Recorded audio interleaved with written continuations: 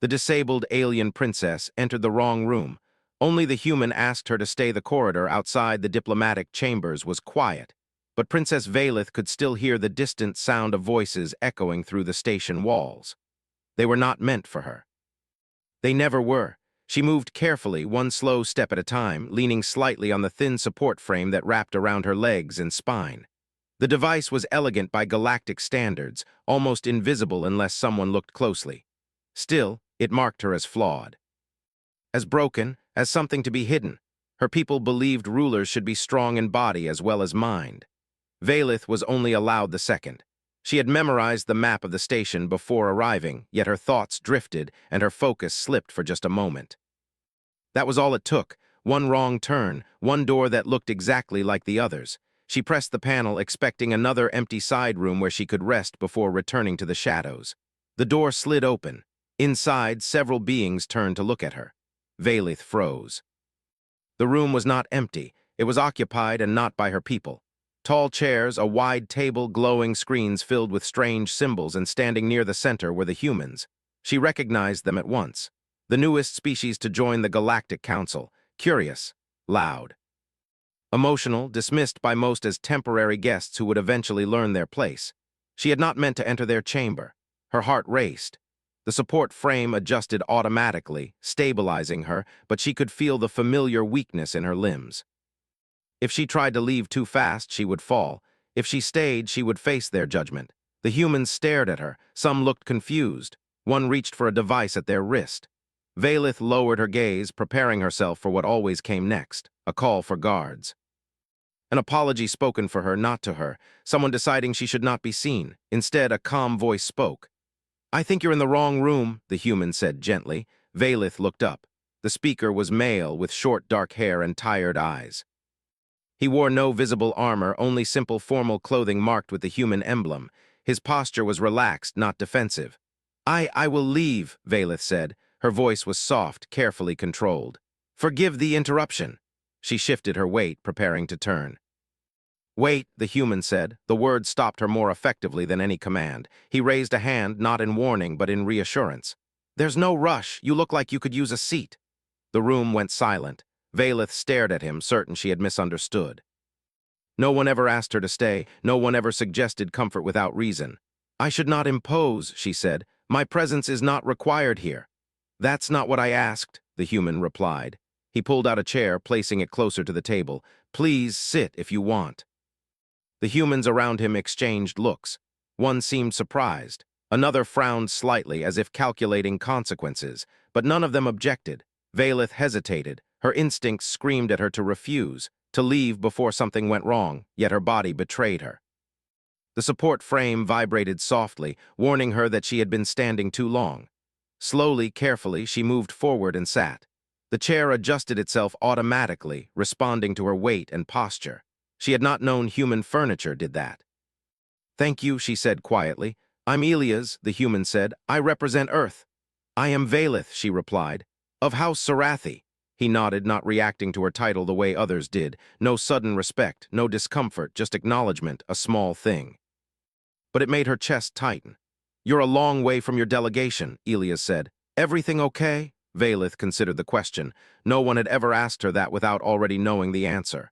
"I became disoriented," she said carefully. Elias smiled faintly. "That station does that to people." She almost laughed, almost. The door behind her slid open. Two guards from her own people stepped inside, relief flashing across their faces when they saw her. "Your Highness," one said quickly. "You are required elsewhere. We were concerned." Valeth stiffened. She felt the familiar weight of their expectations settle over her, the invisible pressure to comply, to disappear quietly. Before she could speak, Elias turned toward the guards. "She's fine here," he said calmly. The guards froze. "This chamber is restricted," one replied. "She must return." Elias folded his arms, still relaxed. "She's not a prisoner, is she?" The guards hesitated. Valeth's heart pounded. This was dangerous. Humans were not powerful enough yet to challenge her people openly. "I will go," she said quickly, trying to ease the tension. Elias looked at her, not with pity, but with curiosity. "Do you want to?" The question landed like a shockwave. Valeth opened her mouth, then closed it again. Want was not a concept she was used to considering. She looked at the guards, at the door, at the long corridor waiting to swallow her again, then she looked back at the human. "No," she said softly. The word felt strange, heavy, free. The guards exchanged uneasy glances. Protocol struggled against uncertainty. "She cannot remain," one insisted. "This is inappropriate." Elias stepped slightly forward, not aggressively, just enough. "Then make it appropriate," he said. "We don't mind." Silence filled the room. After a long moment, the guards retreated, clearly intending to report what had happened. When the door closed, Valeth exhaled shakily. "I have caused trouble," she said. Elias shrugged. "Diplomacy is trouble." One of the humans poured a glass of water and slid it toward her without comment. The temperature was perfect. Valeth drank, her hands trembling. No one stared. No one whispered. They spoke to her as if she were simply present. As time passed, conversation flowed around her. Not about her condition, not about her limitations, about trade routes, infrastructure, crisis planning, how humans adapted systems to fail without collapsing. Valeth listened, fascinated. "You plan for weakness," she said finally. Elias nodded. "We assume something will always go wrong." "That would be seen as pessimistic," Valeth said. "We call it realistic." She smiled, truly smiled for the first time in years. Yet beneath the warmth, tension coiled. She knew this moment could not last. She knew the galaxy would not allow it. But for now, in the wrong room with the wrong species, something impossible had happened. Someone had asked her to stay, and she had. The station did not stay quiet for long. News traveled faster than ships ever could. Within hours, whispers spread through the diplomatic levels that a human delegation had openly defied protocol, that a fragile imperial princess had remained in a foreign chamber by choice, that guards had withdrawn without force. Princess Valeth felt the change before anyone told her. The air itself seemed heavier, as if the station was holding its breath. She sat in the human chamber as alarms pulsed softly in the distance, not emergency sirens, but alert tones, meetings called early, schedules rewritten, power shifting. Her support frame hummed gently as it adjusted to keep her comfortable. The humans had modified the chair again without asking, without making a show of it. It simply fit her better now. Elias stood near the window, hands behind his back, watching traffic move past the station's wide glass panels. "They won't ignore this," Valeth said quietly. "No," Elias replied. "They never do." She folded her hands in her lap. Fear crept in, slow and familiar. She had lived with it all her life, fear of weakness being seen, fear of being used as a symbol instead of a person. "I have placed your people at risk," she said. "My empire will not be gentle." Elias turned to face her. "We noticed." There was no anger in his voice, no regret. Another human, a woman named Captain Ruiz, tapped at a console. "Multiple delegations are requesting clarification. Some are upset." "Upset is fine," Elias said. "Hostile is later." Valeth looked at them in disbelief. "You speak as if this was planned." Elias smiled slightly. "It was, but we're good at adapting." That word again, adapting. A chime sounded, sharper this time. The main display lit up with the crest of Valeth's empire. The High Council had invoked a direct channel. Valeth's chest tightened. "They want me back," she said. "We know," Elias replied. "The question is whether you want to go." The room fell silent. This time the choice was heavier. Staying was no longer just personal comfort. It was political, dangerous. "I do not know what happens if I refuse," Valeth said honestly. Elias nodded. "Neither do we." The screen activated on its own. Tall figures appeared, members of the Imperial Council, their forms strong, flawless, perfect by their standards. "Princess Valeth," one said, voice cold, "you have embarrassed your house." Valeth straightened, pain flaring briefly through her legs. She did not hide it. "I have spoken," she replied, steady. "I have listened. That is not embarrassment." "It is defiance," another counselor said. "You are not fit for—" "Enough," Elias said. Every counselor turned toward him. "You are addressing a sentient being," he continued, "not a broken tool." The room erupted in overlapping protests, threats, warnings. "You overstep," the lead counselor snapped. "Your species lacks authority." Elias leaned forward slightly. "Authority comes from responsibility. You abandoned yours." Valeth felt something shift inside her. Fear did not disappear, but it changed shape. It became sharp instead of heavy. "She will return," the counselor said, "or there will be consequences." Captain Ruiz crossed her arms. "We checked your treaties. Nothing says she can't choose where she sits."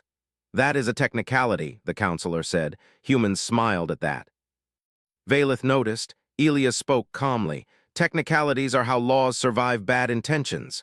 The transmission ended abruptly. Silence followed. Valeth trembled, not from weakness, but from the weight of what had just happened.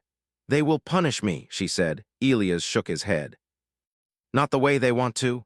Over the next day, humans moved fast. They did not deploy weapons. They deployed information. Medical records, carefully anonymized, flooded the council networks, proof of how many brilliant minds across the galaxy were suppressed due to physical difference. Historical data followed, showing how human civilization nearly collapsed multiple times when they tried to define worth by strength alone. They broadcast their own scars openly. Wars, plagues, survivors with missing limbs, altered bodies, damaged minds, still valued. Still leading, Valeth watched the feeds with tears in her eyes. "You show weakness to everyone," she said. Elias nodded. "That's how you prove it's not weakness." Other species began to speak, quietly at first, then louder. Delegates who had lost siblings to genetic correction. Leaders who had hidden impairments behind technology and lies. The galaxy shifted. Valeth's empire fractured under the pressure. Protests broke out. Questions followed. Old laws were dragged into the light. The council tried to regain control. They failed. On the third day, Valeth was summoned again, not as a reprimand, but as a voice. She stood before the assembled delegates, supported but unhidden. The human delegation stood beside her, not behind. "My people taught me that I was incomplete," she said, her voice carried through the chamber. "But it was not my body that was lacking, it was their vision." She did not shout, she did not beg, she simply spoke. When she showed how many decisions she had been denied, how many strategies ignored, how many lives affected by the belief that strength must look a certain way, the room listened. For the first time, they truly listened. By the end of the summit, no war had been declared. That alone shocked the galaxy. Valeth was not overthrown, she was not silenced. She was appointed envoy by popular demand, not imperial decree. The empire could not remove her without exposing itself completely. Humans were no longer seen as naive, they were seen as dangerous. Not because they destroyed fleets, but because they changed minds.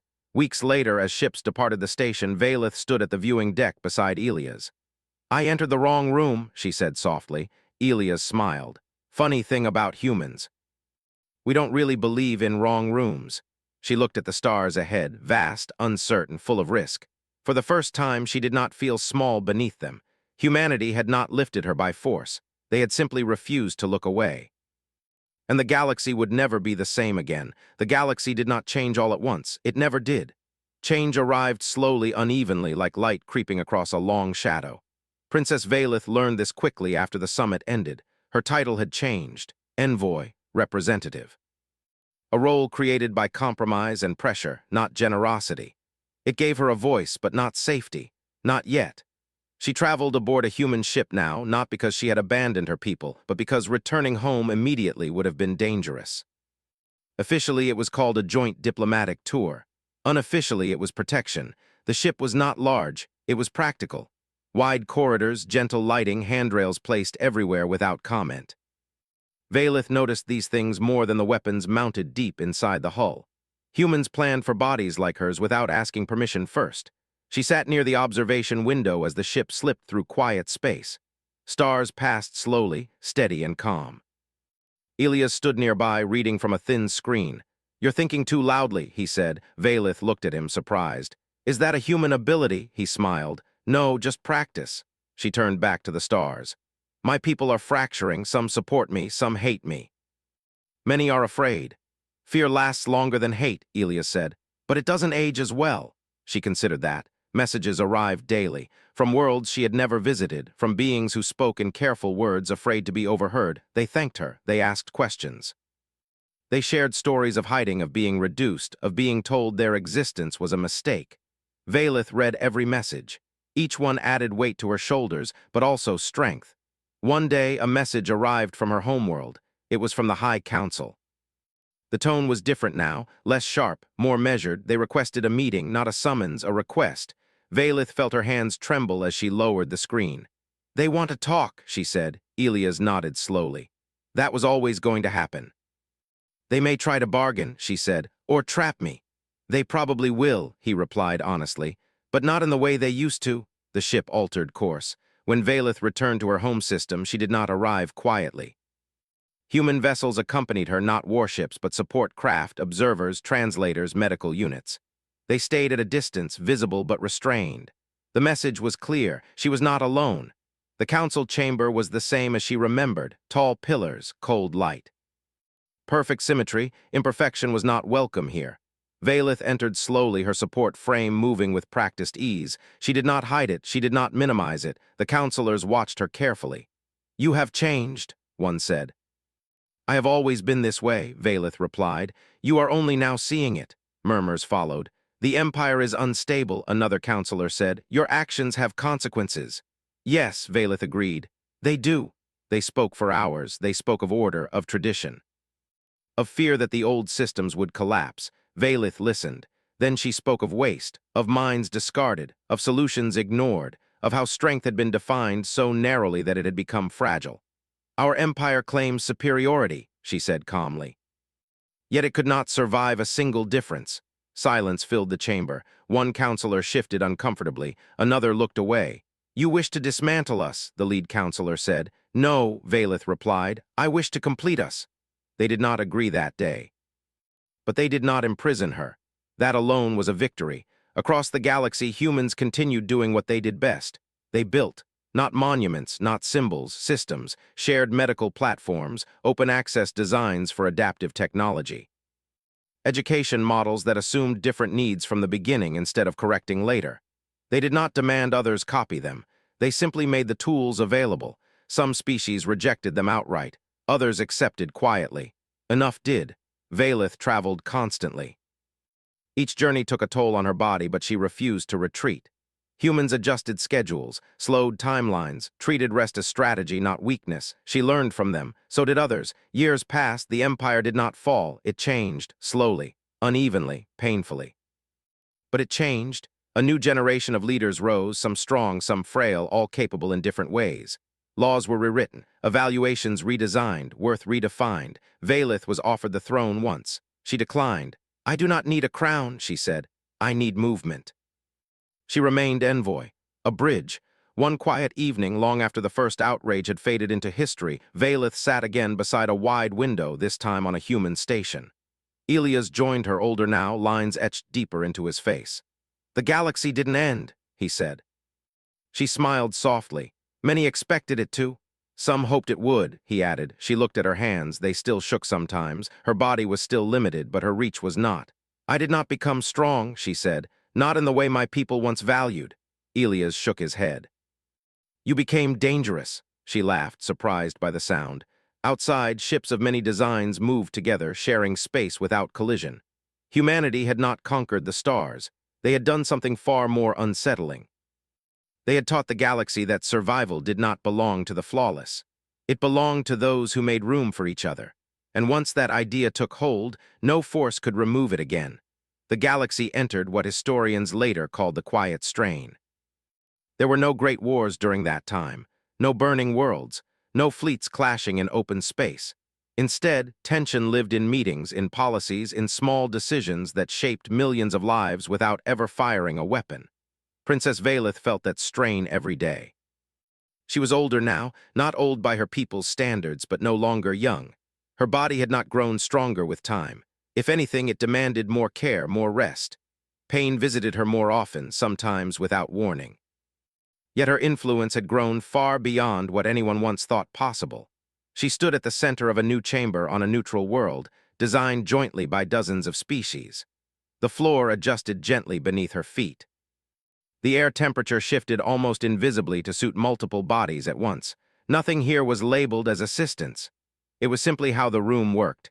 Delegates filled the seats. Some watched her with respect, others with caution. A few with resentment they no longer tried to hide. Valeth understood them. Change always felt like loss to those who benefited from the old shape of things. She began to speak. "We are here," she said calmly, "to decide how value is measured." That single sentence made the room uneasy. For generations, value had been counted in output, strength, speed, expansion. Now the galaxy was being asked to consider resilience, care, cooperation. Some called it weakness. Humans called it survival math. Elias was no longer at her side every day. His role had shifted over time from negotiator to advisor, from advisor to something quieter. But his influence remained everywhere, in the language people used, in the assumptions they no longer questioned. The session lasted hours. Arguments rose and fell. Data clashed with tradition.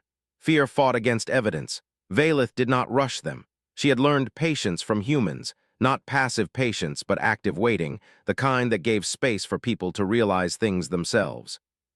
When the vote was finally called, the result was narrow, but it passed. A new charter was adopted. It required every member civilization to account for accessibility and adaptability in governance, infrastructure, and crisis response. It was not perfect, but it was binding. The backlash came quickly. Several powerful factions accused the Council of bending to human ideology. Some worlds threatened withdrawal, others slowed cooperation, hoping to starve the change before it took root. Valeth knew this phase well. Progress was rarely destroyed outright. It was delayed until people grew tired. Humans did not grow tired. They adapted again. Instead of pressuring, they supported. Instead of confronting, they assisted quietly. When a world struggled to meet the new standards, humans sent engineers, planners, teachers, not soldiers. They framed help as partnership, not correction. It worked often enough, not always. One world collapsed under internal conflict. Another reverted to old practices in secret. The galaxy did not become kinder overnight, but it became harder to justify cruelty. Valeth spent more time resting between journeys now. Her health required it. Humans insisted without apology. Burnout is failure, one doctor told her simply. You don't win by breaking yourself? That idea had once sounded impossible to her. Now it sounded obvious. During one long rest period, Valeth received a message she had both hoped for and feared. It was from a young member of her species. The message was short. I was not hidden. Valeth read it again, then again. Tears came slowly. She learned later that new evaluation systems on her homeworld had identified multiple children with conditions once considered unacceptable. Instead of being removed from public life, they were supported openly. Not celebrated, not pitied, just included. It was a small change. It meant everything. Years later, when Valeth could no longer travel easily, she remained active from a single station. Technology bridged the distance. Presence no longer required physical strength. Some counselors still underestimated her because she rarely appeared in person. They paid for that mistake. Her words carried weight now, her silence even more. One final crisis tested everything they had built.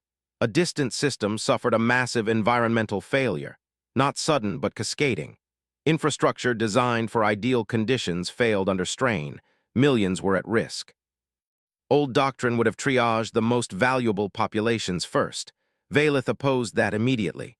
So do we, Elias said, appearing on her screen from Earth, his hair now white. The response effort became the largest cooperative action in galactic history. Resources flowed where they were needed, not where they were profitable. Evacuation plans prioritized vulnerability, not productivity. Systems flexed instead of breaking. It was messy, imperfect, but fewer lives were lost than anyone predicted. Afterward, no one could argue the results. The galaxy had survived because it planned for weakness, because humans had insisted again and again that reality mattered more than pride. When Valeth finally stepped down from her formal role, there was no ceremony. She requested none. Her final address was short. I was once told that I was a flaw, she said. If that was true, then the galaxy needed more flaws. She spent her remaining years teaching, advising, listening. Children from many species visited her station. Some walked easily. Some did not. None were told to be ashamed. When she passed quietly without pain, the galaxy paused, not in grief alone, in recognition. Humanity did not claim credit. They never did. But history recorded the truth clearly. They were not the strongest species. They were not the fastest. They were not the most elegant.